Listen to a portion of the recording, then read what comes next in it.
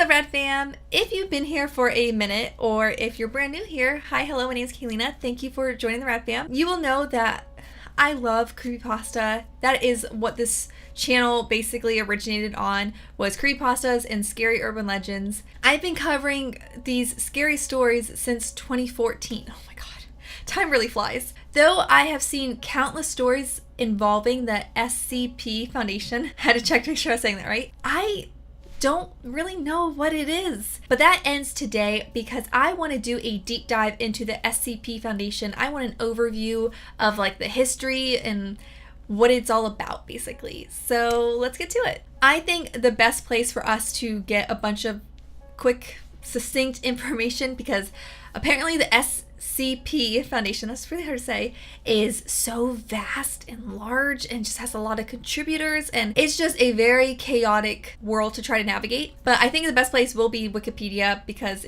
it'll be arranged very easily digestible. Ew, that's a weird way of saying that. The wiki page says that the SCP Foundation is a fictional organization documented by a web-based collaborative fiction project by the same name, which would explain how there's so many different postings and stories and games even. I remember seeing a bunch of like indie games when I was doing my horror gaming channel Get Rad. So that really does explain how so many things exist in the universe of the SCP Foundation. Whew, that's not gonna get any easier to say, guys. In the universe, the SCP Foundation is responsible for locating and containing individuals, entities, locations, and objects that violate natural law, referred to as SCPs. What does SCP stand for? That's what I want to know. Special creature person? I don't think that's it. The real world website, though, is community based and includes elements of many genres such as horror, sci-fi, and urban fantasy. Okay, so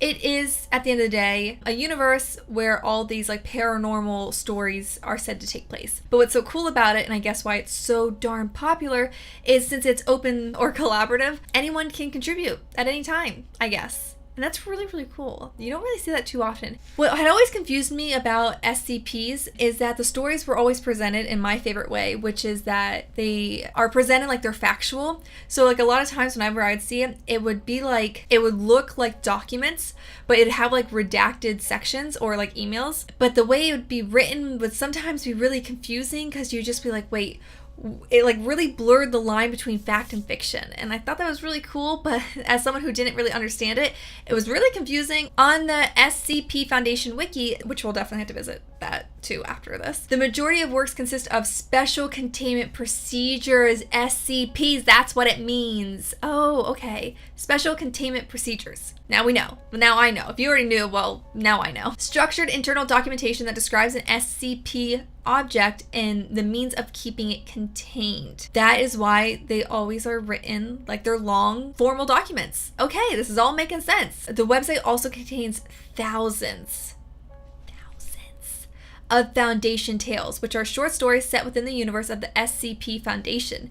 This series has been praised for its ability to convey horror through its scientific and academic writing style, as well as for its high standards of quality. When you don't know what it is, and you come across it from reading so many other scary stories online, like creepypastas, the way the SCP stories are written are just so completely different. Honestly, when I came across them in the beginning a few years ago, I was so confused that I couldn't get into it because it was so long and jargon heavy, and it just felt like I was reading this like really complex half document that I had no idea what it meant. But it's a little piece of a much larger puzzle. It's just, what was I getting at? I don't know. It's really diverse though, so if you checked it out and maybe didn't care for it, there's thousands to choose from. You're gonna find some that you like. Okay, so that was a little bit of an overview of just what SCP stands for and the basis of it, but I want to go a little bit more in depth. I want to see a little bit more of where it originated, I guess, meaning like where like the first few stories, like what they were set up as. So let's look at the overview of the series. In universe, the SCP Foundation is a secret organization entrusted by governments around the globe Wow, that's really big. To contain and study anomalous, what? I've never seen that word in my life, guys. Anomalous individuals, entities, locations, objects, and phenomena operating outside the bounds of natural law. If left uncontained, the objects would pose a direct threat to human life and to humanity's perceptions of reality and the normative. So not only is the purpose of this foundation meant to contain these special creatures, they're also meant to hide it from the public for their own safety, which a lot of conspiracy theories that exist originate with that sole idea. So this is very conspiracy theory heavy. The existence of SCPs is withheld from the public to prevent mass panic, which, let's be honest, would totally happen if this actually existed, and to allow human civilization to function normally. I mean, I guess if you thought a big old monster could be hiding in your closet, that would change how you probably lived your life. When an SCP is discovered, the Foundation deploys agents to either collect and transport the SCP to a Foundation facility, or to contain it at its location of discovery if transport is not possible. Once SCPs are contained, they are studied by Foundation scientists. Test subjects acquired by the Foundation, referred to as D-Class, see, this is where it starts getting really complex, are used to interact with dangerous SCPs due to the danger posed by those SCPs and the expendability of the D-Class. So are they saying that the scientists that study on these creatures are expendable, or that these creatures are expendable? Either way, it sounds very dark and twisted and very unpleasant. Apparently, working for the SCP is not very enjoyable. I wonder if the pay is that good. I mean, I guess you're entrusted with the secrets withheld from humanity, so that'd be kind of cool, but also a lot of stress. So I'm gonna say no, because I get scared just reading about these things. So if I had to if I had to hold the secret, which one?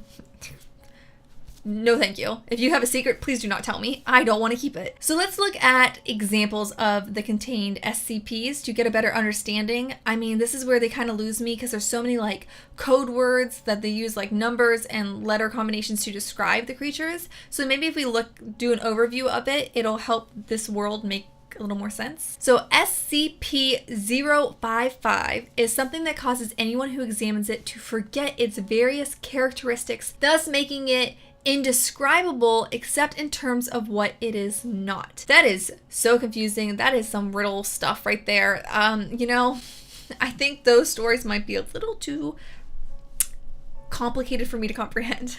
SCP-087 is a staircase that appears to descend downward forever. The staircase is inhabited by SCP-087-1, which is described as a face without a mouth, pupils, or nostrils. Then how's it a face? Oh, it's literally just like a blank canvas of a face? Oh, well, that's spooky. Okay, not liking that one bit. SCP-173 is a humanoid statue composed of rebar, concrete, and Krylon spray paint. It is stationary when directly observed, but attacks people and snaps their necks when line of sight is broken. Oh, no. Oh, no.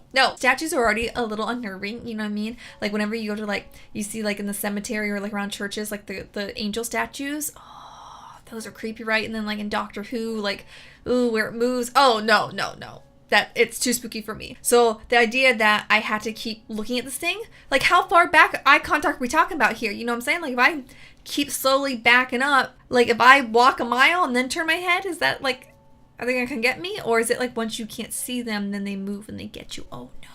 So basically, if you see one of these, you're kind of done for, right? SCP-1171 is a home whose windows are always covered in condensation. That's really creepy because I was literally looking at my window before filming because I heard a noise. Very spooky. And my window was covered in condensation so that I couldn't see out of it. And a little horror movie vibes, not gonna lie. By writing in the condensation on the glass, it is possible to communicate with the extra-dimensional entity whose windows are likewise covered in condensation. This entity bears significant hostility towards humans, but does not know that the Foundation members are humans. Oh, that's some M. Night Shyamalan. M. Night Shyamalan. Ever since King of the Hill, I can't say his name properly. That's also not shocking because I can't say names properly anyways. But you know what I'm talking about. That sounds like a twist that he would do. No thank you. I would rather not talk to something that is going to tell me how it wants to kill all humans because I'm a human. And again, would not like that one bit, because that would involve keeping a secret and knowing these creepy things exist. Two things that I'm just not down for. Let's read one more. Oh, this SCP-3008 is an IKEA retail store that has an infinite interior space with no outer physical bounds, causing prospective customers to be trapped. It contains a rudimentary civilization formed by those customers, which is so funny because I literally just went to IKEA yesterday and it took me forever to find the bathroom. It's like a maze. You don't know what time of day it is. It is a vortex. It's a black hole. You lose sense of direction and time and sanity. I love IKEA though, so like I'm okay with it, but also like you think, oh, I'm just gonna go to IKEA real quick to get a desk, and then like 3 hours later you were looking at like kitchen and bathroom tiles and you're just like, I don't have money to make a kitchen. Why was I so invested in looking? So we can get an overview then that this is a universe that literally contains anything and everything, and they will make anything and everything as creepy as they want and possibly can. Let's take a look at the wiki site that is for the SCP Foundation, like stories. So this one it's called scp-wiki.net. Okay, even the way that this is set up is very much reminiscent of like an academic journal website. It feels very much like government or school ran, which kind of adds to the whole vibe of it being real. Warning, the Foundation database is classified. Access by unauthorized personnel is strictly prohibited. Okay, well, guess who's breaking the rules? Perpetrators will be tracked, located, and detained. If you didn't know this was fictional, which when I first stumbled across it, I really didn't have any clue what it was. This would terrify you, right? You would just be like, what the heck who sent me this link? What did I just stumble upon? What is about to happen to me? Is a police car gonna come to my house? And can you imagine if you're reading this and literally 10 minutes later, like a police car like drove by? That would like really freak you out. Okay, so this is just the overview of what you're greeted with when you go to the site. Very creepy. And there's so many links off to the side of it. There's how many? Oh my god. That's how many stories there are? Series 1 through 999, and it goes up to series 5, which is 4,000 to 4,999. So let's click on series 1 because I want to see, I think that's the best way of seeing like how it started. Okay, so when you click into series 1 and you click on SCP-001, which I would presume is the first one ever submitted. I'm just going to deduce that logic there. The following files have been classified top secret by order of the administrator. Very creepy, very ambiguous, very threatening sounding. General Notice 001 Alpha. In order to prevent knowledge of SCP-001 from being leaked, several /no false SPC-001 files have been created alongside the true file /files. All files concerning the nature of SCP-001, including the decoy/decoys, are protected by a kill agent designed to immediately cause cardiac arrest in any non-authorized personnel attempting to access the file. Revealing the true nature/natures of SPC-001 to the general public is cause for execution, except as required under, and then it's redacted. Okay, see what I mean? It is jargon heavy and confusing and creepy and feels like you are on a website you have no business being on. This feels like some like dark web type ish. I don't know. I feel like I just accidentally somehow bypassed a firewall and like got access to a government website. Any non-authorized personnel accessing this file will immediately be terminated. Through Barryman Langford, kill agent, scrolling down without proper memetic. What is this word? Memetic? Memetic? It's not metric. Guys, my brain, I think it's working. Inoculation will result in immediate cardiac arrest followed by death. Very fun stuff. Definitely makes me want to scroll down. And the "you have been warned" sign, again, really cementing the "do you really wish to proceed? Are you 100% confident that this is a story that's fictional?" For the sake of the video, I'm gonna say yes and scroll down for you.